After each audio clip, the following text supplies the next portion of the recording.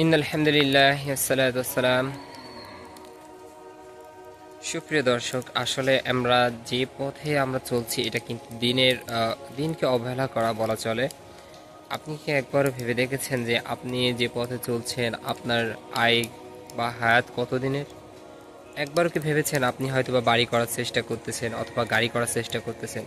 হ্যাঁ, ফাইনালি আপনি বাড়ি গাড়ি সব কিছুই করে ফেললেন। তখন হয়তোবা আপনার বয়স শেষের দিকে। আপনি যখন বড় ছোট ছিলেন, ছোট থেকে আস্তে আস্তে একটা বয়সে আসলেন, বয়সে আসার পরে আপনাকে কর্ম করতে হলো, কর্ম করার পর আপনি বাড়ি গাড়ি এটা করতে আপনার মোট 50 বছর কেটে গেল। 50 বছর কেটে গেল ঠিক, কিন্তু নামাজ কালাম ঠিক মতন আল্লাহ যেভাবে তার বিধিবিধান মেনে চলতে বলেছে কিন্তু আমরা সেভাবে চলি নাই। এই জন্য আল্লাহর যে বিধিবিধান সেটাকে অবলম্বন করা হলো।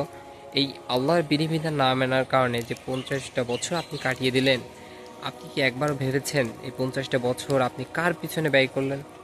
এটাকে বলে হায়াতুদ দুনিয়া। এই দুনিয়ার পিছনে আপনি এই 50টি বছর পার করেছেন। এই জন্য দুনিয়ার পিছনে সময় না ব্যয় করে আপনার নিজের জন্য যতটুকু প্রয়োজন ততটুকু আয় করুন, এবং সেই সময় মতো আপনার নিজের আপনার নিজের যে জান্নাতি হতে হলে যে কষ্ট, যে পরিশ্রম, আল্লাহর প্রতি ভীতি যেগুলো করতে হয় সেগুলো করুন। কারণ আপনি যখন 40টি বছর 50টি বছর অযথা সময় নষ্ট করবেন, এক মালাকুল মৌত কিন্তু এসে আপনাকে দেখবে না আপনি কি বাড়ি করছেন কি গাড়ি করছেন, এগুলো দেখবে না।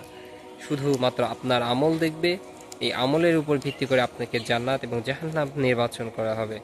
আর মানুষ যদি তার মৃত্যুর কষ্ট, যন্ত্রণা কতটুকু এটুকু যদি জানতো, মানুষের যে মৃত্যুর কষ্ট কতটুকু এটা যদি সে জানতো, তাহলে পারে সবসময় আল্লাহর কাছে ভীতি হয়ে সে সবসময় পড়ে থাকতো এবং আল্লাহর কাছে সাহায্য প্রার্থী হতো।